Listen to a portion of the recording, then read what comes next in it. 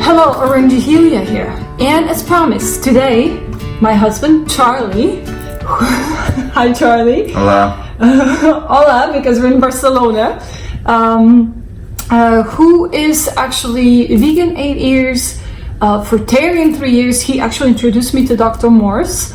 And I would love to talk to you about basically how to put this whole detox and fruitarian lifestyle, how to implement it with, if you have a, let's say, regular job or like corporate job when you actually have to be at 9 o'clock somewhere, you know, in some office, and then you're leaving at 8 o'clock, because Charlie really managed to organize his life and prepare his life for that. Well, I'm going to ask him a lot of questions regarding that, but first let's start. Charlie, so what happened? Why did you even start to look for Dr. Morse? I know you're actually interested in first, I remember you buying a book, Medical Medium, and then I remember actually just reading one page about the oranges and like, oh, this is so much fun, right? But like, why did you keep on looking, you know, like, and I remember also you having tons of supplements, right? Both of us actually. I have to tell you, we were spending a lot of money on raw vegan supplements, all kinds of things. So tell me what happened and how did you find Dr. Morse and why? Well, I guess the first thing to talk about is my transition to veganism. Yes. Which I think was kind of the first step along the way. So for me, there was, I guess there wasn't one moment that sort of made me think like, oh, I need to go vegan now, because I think one thing to mention is that, you know, when Bianca and I first met, you know, I wasn't vegan, and you know, my, I guess, athletic pursuits in the past were very oriented around things like bodybuilding. I played rugby in college, and I always used to think, okay, you know, you need to consume animal products to be strong. This is the typical narrative that, you know, I had growing up, and I think it's definitely changing in the US and around the world, but it was certainly present when I was kind of growing up in sports. But then I started to, you know, to learn about vegan athletes. So there are, you know, MMA fighters, there are bodybuilders, there are professional athletes, and, you know, certainly having been exposed to veganism through you, and then, you know, learning about athletes that, you know, not only, I guess, compete and succeed, but really excel on a plant-based diet. You know, that was really consistent with what I wanted to do, which was, I guess, you know, do well in all aspects of life, but also, you know, something that was consistent with my ethics. So, you know, I started to explore veganism, and then for me, once I kind of, I don't know, flipped the switch in my brain, there was sort of no going back. So can I ask you, like, basically you're an athlete by heart. I mean, since I know you, we're very different like this. I'm an artist, you're an athlete. And I'm always freelancing, and you always have this, like, you know, steady long-term jobs in offices and so on. So my question to you is like, what sports do you do? And I think we should say that you're preparing now for triathlon, to do Barcelona triathlon. Right. Can you talk a little bit about that, and also about martial arts, and what did you notice with changing your diet, like with athletic performance, for instance? Sure. So I guess I mentioned, you know, I was always very into things like bodybuilding, and I played rugby in college, and then growing up, I competitively skied, played soccer, things like that. But lately I've been, you know, much more into Brazilian Jiu-Jitsu, which most people know, mixed martial arts as well. But I really love the grappling aspect of mixed martial arts. And as you said, now I'm preparing for the triathlon, the Barcelona triathlon, which takes place in October. So now that I've put it on video, I guess I really have to do it. You have only like a month and a half. Yeah, I only have like 6 weeks left to prepare. So the running and the biking aspect, I'm not that worried about. The swimming is a little bit intimidating. It's an open water swim. I've never swam competitively or for endurance. So, you know, learning how to breathe while swimming is a new thing. You know, you think, oh, I can swim no problem, but swimming for time and competitively is a new thing. And you're training now in pool here next to us, right? Yeah. So this is going to be exciting. Yeah, I didn't plan on it before we arrived, but then, you know, living here is so amazing for cycling. There's incredible cycling routes. That, you know, having the pool is fantastic. Hill all the time. Yeah, no, it's a lot of hills. You're sweating. A lot of hills, so I love it. But I think you asked the question, how did I guess first of all a vegan diet, and then now really a raw kind of fruitarian diet affect my performance. Yeah. What are you noticing? Like, is it endurance different? Is it like, recovery faster? Like, can you tell the difference? Yeah, I mean, for me, what I really notice is, first of all, no difference in strength whatsoever. Okay. Because when I first made the transition to veganism and plant-based diet, I was more like lifting a lot. I was probably, 10 to 15 kilos heavier than I am right now. Didn't notice any difference in strength whatsoever. And now what I really notice is I'm getting a bit older, I guess. And in particular for things like, endurance sports and also for jiu-jitsu and grappling, I notice I have way less inflammation. My recovery is much faster. My endurance is much better. So, I find, if I'm, competing or grappling, or I guess what's the word, sparring with other guys in the gym, I don't get tired as quick. And, the guys are generally, 10 years younger than me. So, I find my endurance is at least as good as theirs. So for me, it's definitely a win-win. I think, what can I say? I think with fruitarianism in particular and a raw diet, it's important to pay attention to calories. So, correct. It's just a different way of eating. You need to plan ahead, and I think we'll get into that, but you need to make sure you get enough calories. And I think if you're really doing things like bodybuilding and things that are really, break down a lot of muscle fibers and you need to build back, you need to incorporate more greens. So I think this is kind of another topic, but detoxing and heavy sports is not going to really work. But once you've gotten to a place where you feel really good, I mean, it's amazing. I mean, the feeling that you have, the endurance that you have, also the mental clarity when competing in sports, which for things like jiu-jitsu, which is like human chess, I like to call it, is really important. So, but yeah, I think if you're going to be doing sports, calories is really important, and incorporating some greens, especially juicing the greens, fantastic. Okay, so a few things. My first question would be how you discovered Dr. Morse, and why not allopathic route, right? That most people would take. And another question is, the demanding career, corporate job, right? Like, 9 to 9 pretty much sometimes for you, and traveling and all this stuff that goes with your job, and how then you can, how did you do detox first of all, 2 years, and then how you now like building and maintaining, the body and, stuff like that. If you can talk a bit about that for our viewers. So maybe the first question, which is why Dr. Morse? So I guess it was, several years ago, I developed a chronic health issue. So I'm a pretty private person, so I won't talk too much in detail about it, but it was fairly serious. And the... life-threatening, actually. Yeah, if left untreated, it could be life-threatening. And so first of all, so let me just kind of say that. And then what I discovered were the allopathic modalities for treating this particular problem were rather barbaric and for me unacceptable. So it just kind of prompted me to sort of look out there and say, okay, what else is there? And at the time I was, had basically subscribed to the typical narrative, especially in the US and in modern society, which is you have a problem, then the way to fix it is pills and surgery. And as we know now, that is simply not the case. So I'm not like anti-doctor, like, none of us really are. No. I think what, allopathic medicine is capable of doing in treating emergency situations and dealing with accidents. So putting yourself back together after you've been broken or something, to put it very bluntly, in a car accident, or if you had something serious and keeping you alive, amazing. Correct. But for long-term healing and chronic issues, which is the thing that I developed, the natural healing, especially Dr. Morse and similar methodologies, are outstanding. So I was just searching. I didn't really know where to look. And then, I think, a lot of the natural healing modalities certainly move in the vegan kind of direction. And then, of course, medical medium. Yeah, certainly. Right? Yeah, exactly. I kind of so many books. Stumbled across medical medium. And I think for a lot of people, that is like a stepping stone to fruitarianism, to things like Arnold Ehret and, Dr. Morse. And then actually the funny thing is, I discovered Dr. Morse, or it was sort of shown to me, you know, I believe in things like synchronicity and that the universe is out to help you if you just ask and you're open. And I was shown Dr. Morse, and I kind of, you know, did a little bit of reading and kind of checked the, you know, the quick summary, and I said, oh, what is this fruit stuff? And then kind of moved on. And I was very focused on, you know, what supplements can I take? What herbs can I take? Nothing against herbs. I love them as a helping kind of modality.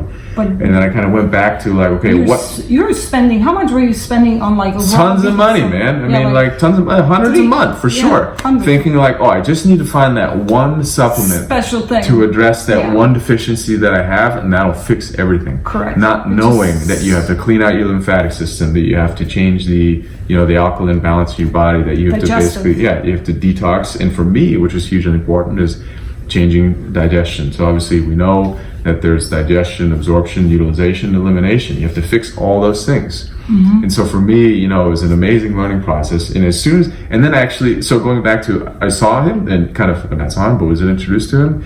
And then I, you know, stumbled around for a little while trying to find that perfect supplement. And then I came across him again. And, you know, just like for all of us, if you're not ready to hear the message, you simply won't hear it. But for whatever reason, the second time I encountered his teachings, I was ready. Yeah, so I just dove into it, man. Yeah, I remember you like calling me and you said like, oh, Bianca, look, like this is a guy who heals with fruits and, you know, like, and fast and stuff. And I remember like, you know, that was what we applied also for my mom, you know, like a while ago, but we had no clue about Dr. Morse, right? So this was like something that was a natural progression. And when I met you, I got to bring this up. When I met Charlie, he was basically egg, chicken, rice person. Oh, yeah. And I was basically fruitarian when I met you, but fruitarian with some nuts, you know, so I never experienced any healing crisis and any healing really. But I felt amazing, and then I basically went to raw, and I remember in New York City we would always go to some raw places and vegan places, and then when you order in and you're living, you know, in New York City nobody really cooks, you don't prepare food, you just go out. And the good news is like pretty much every restaurant in New York City has vegan options, so our life together was way easier, right, when we were in New York City, in Manhattan living. And then when we moved to Germany, that was harder, also for you, right? But you kind of like, I think you watched Gary Yourofsky videos and a couple of things like that, and I think that's when you started changing slowly what you eat. Whey protein for your smoothies, that went out first, I think. Yeah, well, I mean, now you're going to the switch from, I guess, a carnivorous or omnivorous diet to veganism. So we kind of touched upon that, and that was a slow process, or until it wasn't, and then I suddenly made the decision. And then I think it was a year, a year slow. And then I said, okay, I want to try this out. There's athletes out there who are succeeding on a plant-based diet, but that was sort of the switch to veganism, and then the switch to, you know, the fruit or fruitarian diet and raw. It came later. And of course that was prompted by, you know, this health issue that came up. And I have to say it's helped me immensely. You know, I've been able to avoid these rather barbaric treatments that are available in kind of the allopathic world. So I couldn't be happier with the way that this diet has helped me, and I'm able to, you know, continue to compete in sports. I feel incredible. It helps me at work. You know, my mental clarity is all there. My focus is 100%. So give you back health pretty much, right? So at work, right, when you go, because a lot of people don't know, like, how, if you have a regular job, like, how do you prepare yourself? What do you do in the morning? You know, like, you know, do you prepare juices, fruits? Do you take stuff there? Do you have like a secret drawer in your work when you hide fruits or something? You know, and how it is like when you go for business, like for like business meetings, you know, where it's a lot of times they have catering or something like that. Or when you travel for a very long time. Can you tell us a little bit about that? So yes, so I think what I will say is that incorporating a diet that is different from what standard society consumes is something that has to be dealt with, I think, in this lifestyle. But it's certainly doable for sure. And I think, you know, there's a few rules, I think I would say. I'm just kind of coming up with them right now. And I'll call them rules. I think one is plan ahead. Two is make the best possible decision at every moment. So it won't always be perfect. Sometimes you'll have to, I don't know, go out with your team or whatever with colleagues to a restaurant for a business dinner or lunch, and you're there and you say, okay, I don't have organic mangoes, but okay, that's fine. Just get a big salad and kind of work with that. So, and the third one is don't be shy. So the 3 rules that I just kind of made up are plan ahead, do the best you can at every moment, and never be shy. And I think the never be shy thing goes back to, people are worried, what are people around me going to say? I think a lot of people that make the transition to veganism already deal with that. In a work and social environment, they say, you're at a restaurant, everyone, I'll get the steak. And depending on what industry you're in, sometimes there's, there are different environments. Certain industries may be more oriented towards, okay, let's go out and have, steaks or whatever. So you can't be shy about it. Now it's much easier. But you know what? Like, if you go out, don't hide in the back and ask maybe is there something like this, and maybe it would be possible. No, say, you know what? I need something like this. Of course, you do it politely. And to give you an example, if we go to a restaurant and it's a large group, I always make sure. Call in advance. Yeah, maybe call in advance. And I think once you establish that you eat this way, at least I was very fortunate in my career so far, is that people became very understanding. For example, the assistants in the team would always call ahead and say, hey, look, we have one person who needs a specific kind of diet, and it usually worked out. That was hugely helpful. Or if it's kind of more spontaneous and we show up at a restaurant and everybody's kind of getting settled in and taking menus and whatever, I usually just kind of pull the waiter aside or waitress and say, hey, look, just to plan ahead, I'm going to need something, vegan or like this, just to kind of plan ahead. Maybe you can already talk to the kitchen, because I usually scan the rest of the menu kind of in advance. But never be shy, be assertive, and plan ahead. So I think, go ahead. Yeah, can you give us a little bit more detail? For instance, what happens, you're traveling? Do you go for then dry fruits? You have a lot of dates and figs and stuff like that with you. For instance, in the office, you have your little smoothie maker, right? And you kind of blend this stuff. Yeah. I mean, you basically organize your life so it works out pretty well. And then I know sometimes when you fly, you just basically fast. Or, I remember that us flying, it's pretty much monofruit. Little nectarines. Yeah, for Christmas, we were just eating nectarines on the plane, and everybody was so jealous and looking at us, and they get all this plain meals, and we were just munching on this, and it smelled so gorgeous in the inside the plane. But I think, what about then later? Do you have always some kind of fruit at the office you bring? This is part 1, right? When you say preparation is the key. Okay. Maybe maybe it's helpful if I just talk through a typical day. Yeah, typical and then day. I can talk about how it may vary if I travel or something like that. Yeah, please. I always, more often than not, I wake up and I do some kind of sport. So I go for a run, I go for a ride, or I go swimming. And then I come back, and then the first thing I usually shower, stretch a little bit, and then I'll have, a big orange juice. And then that will tide me over usually sometimes till lunch. So if it's an earlier lunch, definitely. And then, sometimes, here in Spain, people eat lunch a little bit later. So if I'm going to do a kind of lunch with my team or something like that, then, I'll just have that big orange juice and then be kind of on a fast until 1, 2 p.m. And, I feel actually amazing doing that. I think it's great for the body. And then, I'll go to lunch. So depending on what kind of diet I'm trying to have at the time, I have just a salad, a big salad. Or if I'm being a little bit more flexible, then I'll have a salad and some very simple, potatoes or something like that. So, for the people out there, I'm not always fruitarian, vegan, so sorry. Well, you're always vegan, but you're not always fruitarian, right? Yeah, sorry. I'm not always fruitarian raw, but I'm 100% vegan. Sometimes I have some simple carbs or something like that. Correct. Or cooked vegetables, something like that. So, I have that meal, and then I'll basically, I don't know, I won't eat anything until the evening, and then usually come home and have like a big salad. Huge meals. Yeah, huge right? meal, huge big Smoothies. salad, yeah, or a big smoothie, something Then you go like that. crazy. Yeah. It's basically eating 1 hour, pretty much, right? Like smoothies, salads. I mean, we make like delicious stuff. And, yeah, and that's why I also eat late, because it's kind of like I kind of match my lifestyle. I tend to eat a lot in the evenings. So I guess the other option is if I am really being more strict, and you know, I sometimes just do that as well. So I'll have the orange juice in the morning always, and then I'll bring dates with me. So you talk about my secret drawer. I have a secret drawer filled with dates and figs.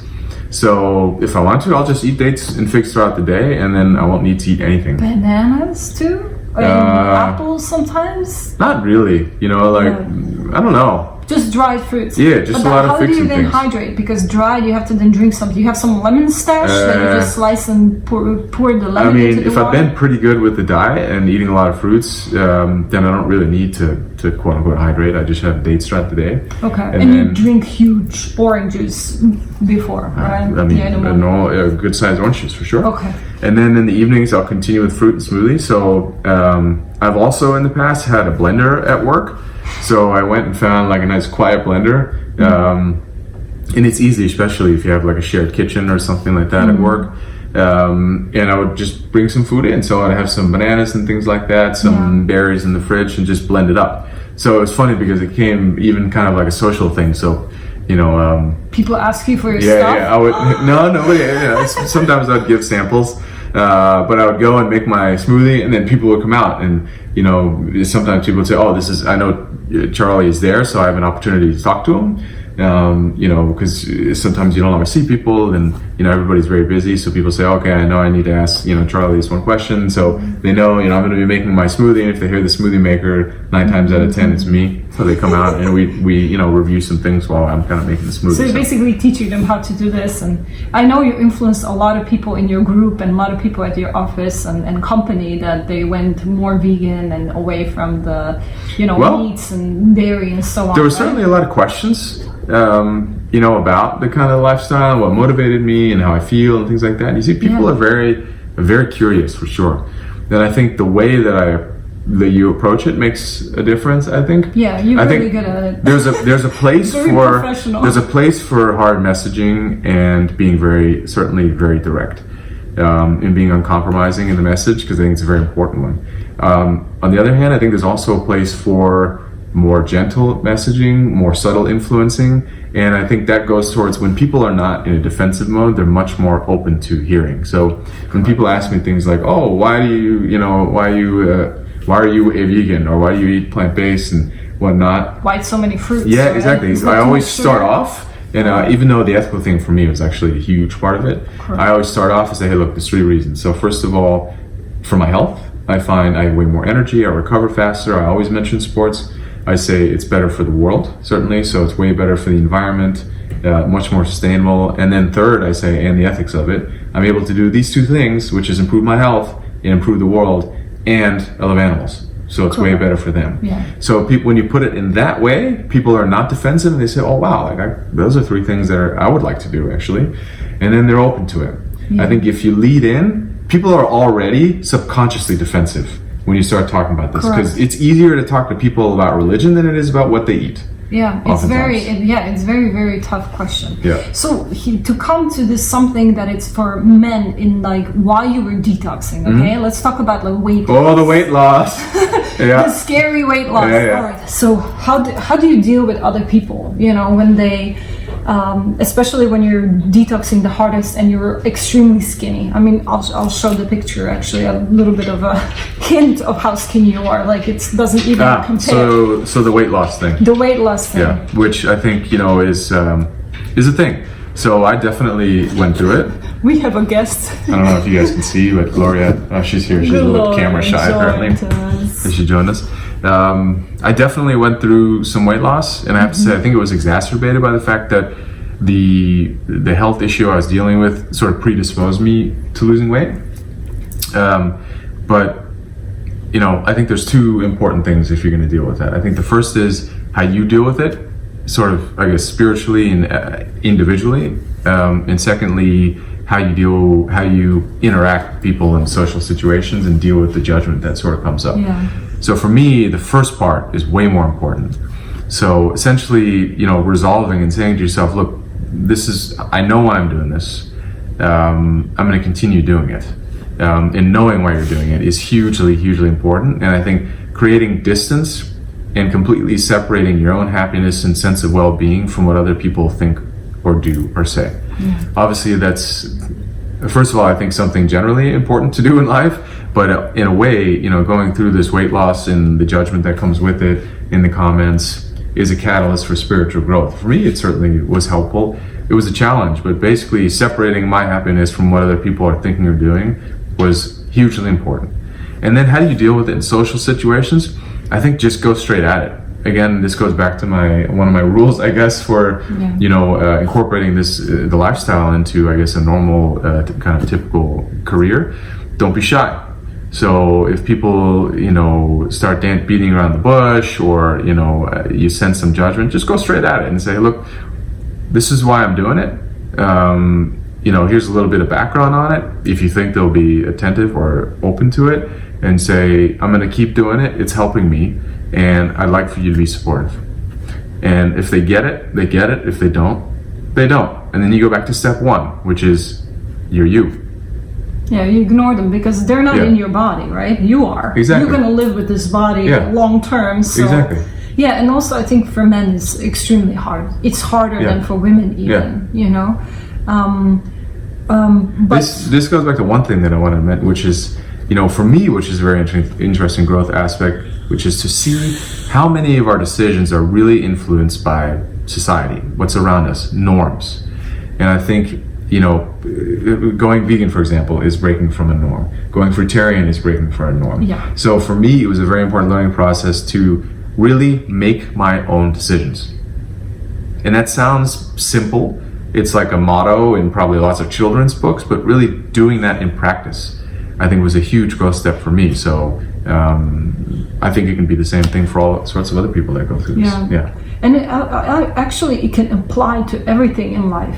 Yeah, right? Exactly. It's not just like I feel it's kind of also like the way for us to become stronger. Mm-hmm. And Dr. Morse talks about this, the spiritual growth and so on.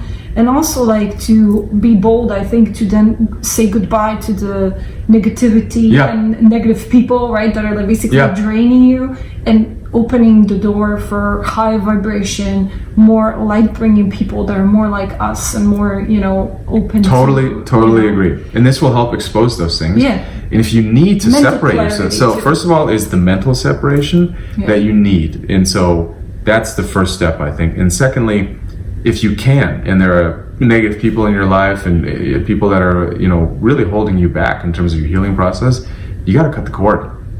Just break free of that, because, for so many issues, this lifestyle and this approach, fruitarianism, combined with fasting and herbs, is really the only way and the best way. And if you need to cut the cord with negative people in your life, just do it, man, and don't look back. Yeah, very good. Thank you.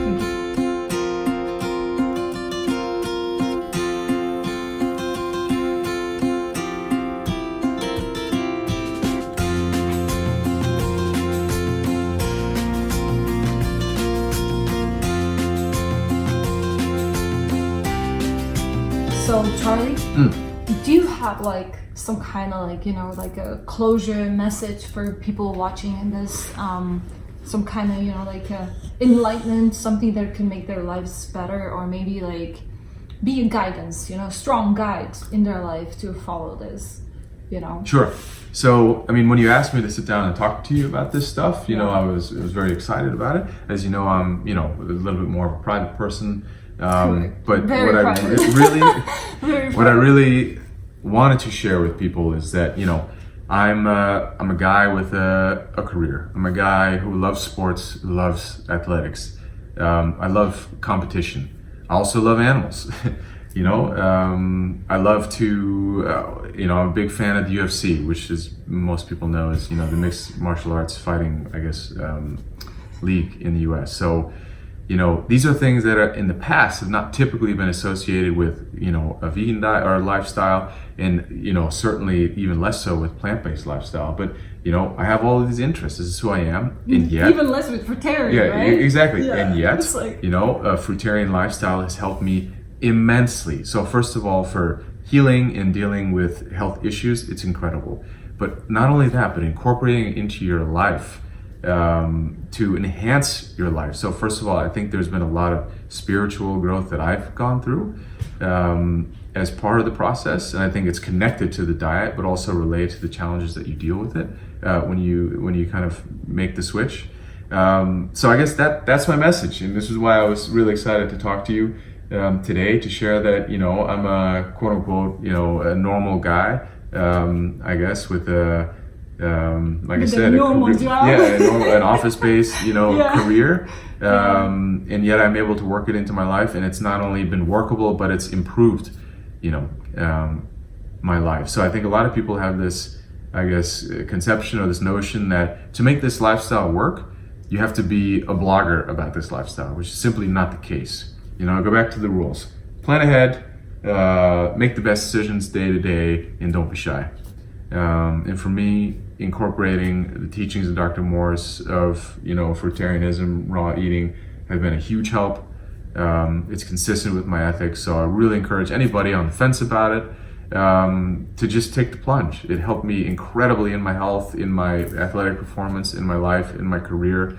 It's brought us closer together, which has been amazing. This is something, I have to actually touch that you brought it up now. Mm-hmm. I feel our relationship became better. First of all, it became better when you became like plant-based, so vegan, right? Because it's for you, it's also animals. Yeah. But you know what? I smelled something about that when I met you, right? Despite the fact that he was eating eggs and dairy and meat, like dairy you were not really a fan of, but like for instance meat and so on. When you told me that your mom is rescuing dogs and cats and so on, like I felt, and that you grew up with rescued dogs and cats around, I felt like I just need to make this connection. And my main fear was like how to make the connection for you and not be like forceful, because I'm known, like for instance on social media, that I'm very, very like hardcore vegan, right? But like people are surprised that in real life I'm way more easy about it and way more smooth about it. I have to say them. you were super, super patient, and I think that made all the difference for me. And I think that's a small microcosm of in a way how to deal with other people as well. I think I touched upon this before, but you were super patient. As a result, I wasn't defensive. I was open to it. And then, when you're smart. Thank you, I appreciate it. Intelligent, smart. And when people are open, of course, when they're ready to hear it, they'll hear it. Yeah. I So just wish we would make more people faster ready to hear it, right? And try it. But I feel like it's accelerating, the rate at which, people are opening up and listening, and and I think there's a lot of synergies with, the more people you have that are spreading the message, obviously the more people that are going to hear it. So thanks a lot for interviewing me and encouraging me. And I also want to say for folks, if you want to reach out to me directly, if I can help in any way, whether it's about incorporating this type of lifestyle into sports or a career or whatever, I'm mostly also athletics. You're really good at you really figured this out, like how to basically become. I think your performance became better because of this, and it's crazy what he does on a bike, for instance, in these hills in Barcelona. I'm like, and we noticed that actually other people are basically struggling next to you, when they're biking next to you. Well, I mean, I have a long way to go in my cycling and I guess this triathlon and everything. But I find it's a huge support for me in my training. Maybe something worth mentioning if people want to reach out to me. I'm also a Dr. Morse certified. Yes, yes. He's my encyclepedia. Level 1 detox specialist. So he basically, while driving to work, he saw all the videos. Exactly. So in my previous job, I was commuting, I guess, 30 minutes either way, and so I'd always have Dr. Morse videos basically playing, not watching the video, of course, just listening. And I learned a lot like that. So right. Thanks a lot. Thank you. Good luck to everybody out there. Stick with it. And You can do this. yeah, No all the matter best. the circumstance. Yeah, lots of love from Barcelona. Mwah. Ciao. Bye bye. Thank you.